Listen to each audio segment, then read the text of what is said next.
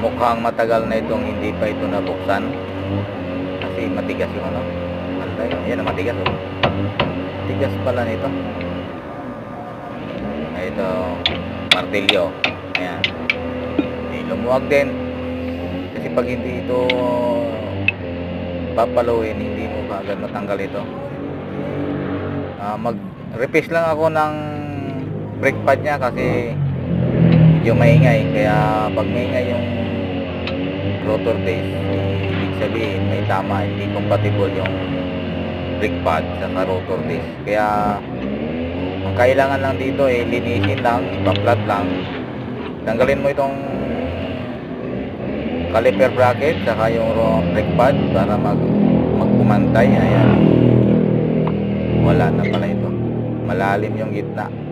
Kaya kabilaan oh, magaspang na yung ano, gaspang na pala yung rotor disc. Kaya kailangan natin tanggalin itong piston kasi medyo matigas rin siya konti. Kailangan din natin siya lagyan ng langis o kaya brake fluid para lumambot.